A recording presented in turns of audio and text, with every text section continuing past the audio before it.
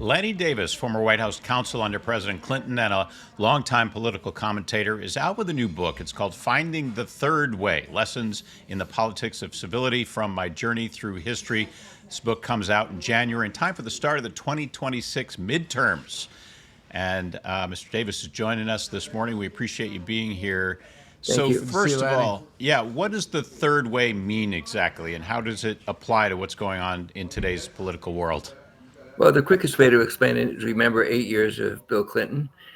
He was a progressive liberal Democrat who also saw the center and the right of center as where the Democrats needed to move to win the country. And in 2 terms as president, he engaged in welfare reform. He certainly gave us an economy unlike any other. And his last day in his second term, he had a 65% approval rating. So he did pretty well over 2 terms as president. And when I called the book Finding the Third Way, I was thinking of Bill Clinton, and he's written a foreword for the book just to confirm that that's the direction we need to go to. That's terrific.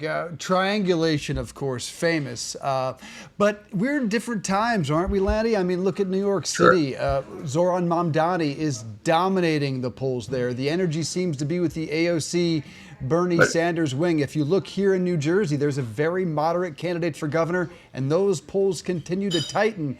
Can you triangulate? Can you go to the middle when all the energy is on the far left? So it's very odd logic to take New York City, the most liberal city in the United States, and say, oh my God, it's the Democratic Party. You know perfectly well that New York is traditionally a liberal city. I'm a liberal. But to take New York City and a candidate that wins in a liberal vote and say that that's the country, you know that's not the case. In New Jersey, I just heard all this spin about the polls tightening. Mikey Sherrill has never been behind 5 or 6 points in a race is a large margin. I have no idea what the spin is that the race is tightening. A 6-point Well, let me tell you what it is, Lanny. is a major Democrats have an 850,000 vote edge in terms of registration. They shouldn't be that tight if you look at that number. Again, and are you suggesting, take Mamdani out of this, don't you feel that most of the energy in the party is on the AOC Bernie Sanders wing? Those are the only two that can really draw crowds we across the country. We could say that most of the energy in the Republican Party is in their MAGA extreme base. No, of course not. Sure. Energy comes from the base. We all know that. People who turn out in primaries, we all know that. Mr. Trump has a problem with his extreme right wing. We've seen some texts that I wouldn't say that that's Mr. Trump speaking. So no, Democrats in New York don't represent the whole country. And you know that.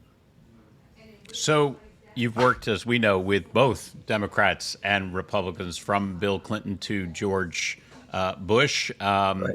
How do we get people to start talking to each other instead of hurling insults? I know in the book you talk about listening to a wide range of people's needs and being willing to take that in and maybe negotiate, and don't resort to name calling.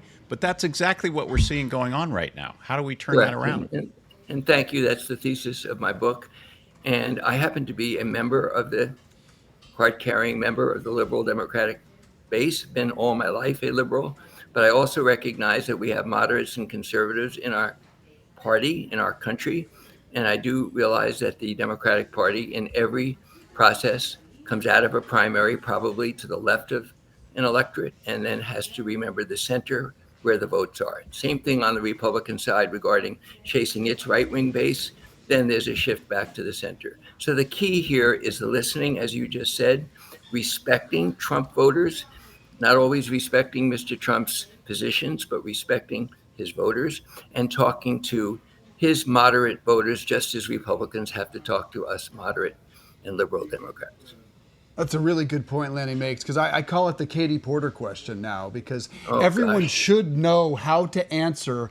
What do you say to the 77 million people that voted for President Trump? The fact that she didn't want to answer that shows that there's a bit of a communication problem. Everyone should have to answer that. Lanny, I'm curious, 7 million people just turned out for the largest single-day protest in U.S. history.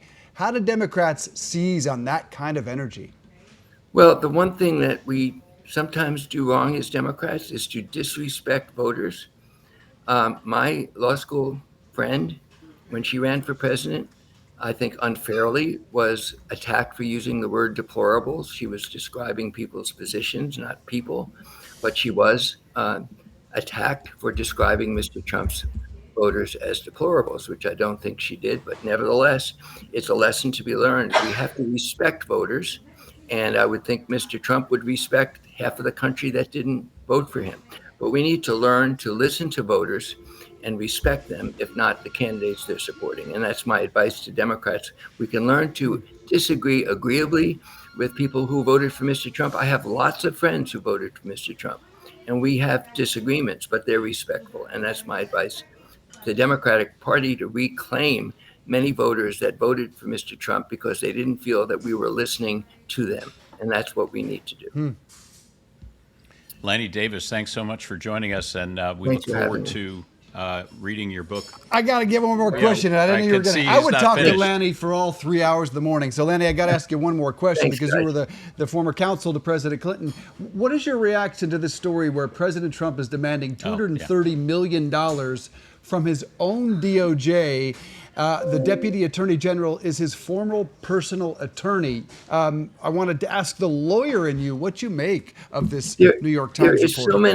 There are so many issues that Trump is given forgiveness by most voters who are for him, who then say to me privately, I can't agree with it, especially members of Congress. So the answer to this question is there isn't a single human being, the most partisan Trump voter who I've talked to, and I have many supporters who can justify this. Not one. Try having somebody on your program who's for Trump to say it's okay for the president to use tax dollars to pay himself for litigation, rather than taking it to the courts. If he has complaints about the litigation, go to the courts. But to take his own money in his own government and pay himself when it's not been litigated, and especially the issue of the classified documents was the result of a warrant, and they found the classified documents. So let him take it to court. But try finding one Trump supporter, just one, who can say it's okay if it was a Democratic administration. I wouldn't mind him having the Justice Department pay him all this money. I don't think you're going to find at least a rational Trump supporter to defend that. I can't wait to read this book, Finding Thanks. a Third Way. Lanny Davis, it's going to be terrific. Really appreciate you coming on.